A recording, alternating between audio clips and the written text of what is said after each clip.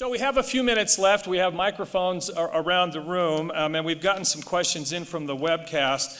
And the question, I guess I'm going to take the prerogative of the chair and start with the first question that I think others have asked as well. And this one is directed to Bert.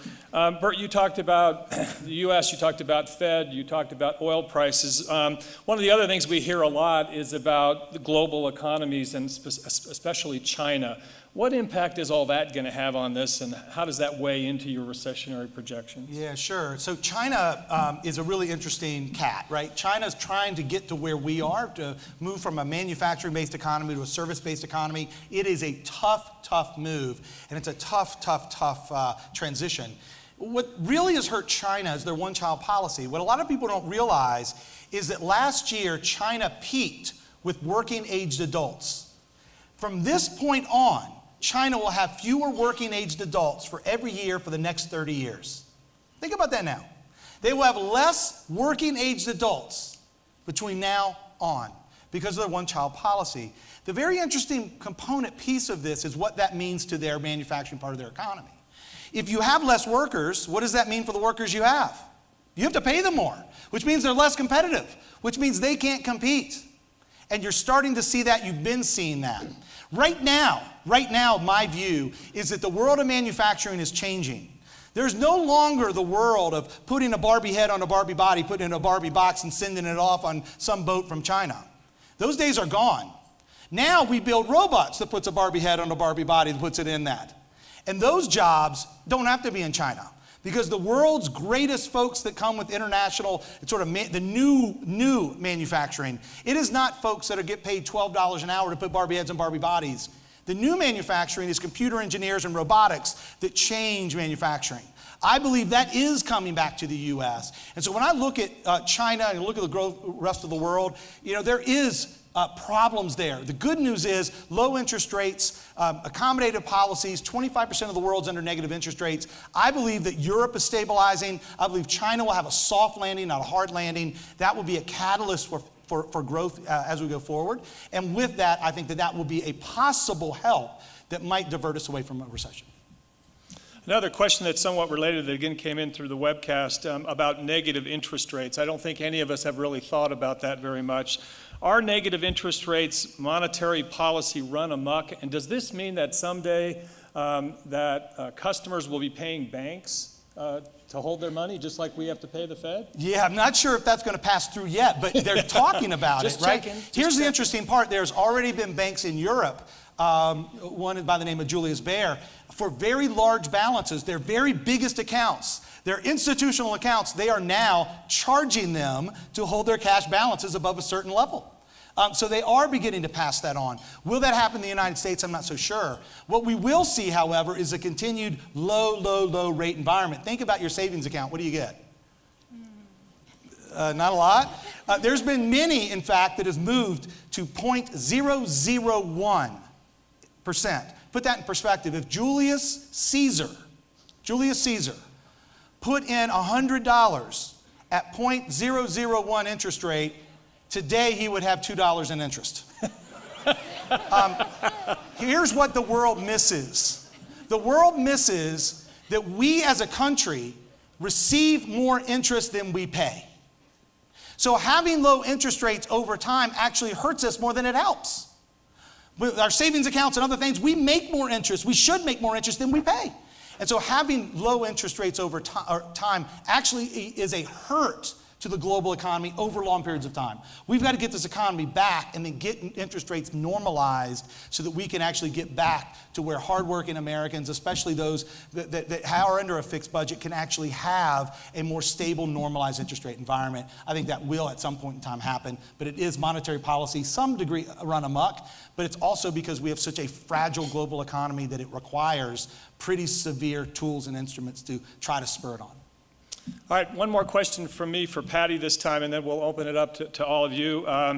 Patty, you talked about the real estate market in Denver being really solid. You talked about the creation of, I think you said 5 million square feet across all property types of new building, new construction. But I also hear that there's 1 million square feet in space being given back by these energy companies. What does that mean for our real estate economy in the future? And if there is a 30% chance of recession, should all our real estate friends here in the first row be nervous about that? Well, certainly we have been tracking the whole sublease space issue because that is growing, that is getting to be a bit of a concern in this region. I think that it's, as we were writing our monthly economic indicators report, noticing again that there have been a lot of announcements of, again, new projects. I think that moving forward, we need to make sure that the projects are really making sense. I think that you need to really be doing your work in the marketplace, make sure that indeed that your project is well placed. Make sure that you have some pre-leasing going on. I think that I'm getting a little bit concerned about any type, whether this is the environment for further speculative types of projects. I think we need to make sure that we have that pre-leasing in place now. Great. Okay. Anybody in the audience like to ask a question? Again, we've got mics around the room. Yes, sir, right here. You can speak up from there.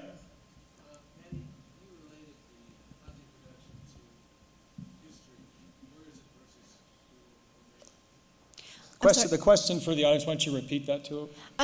I'm not sure that I heard the last part of your question.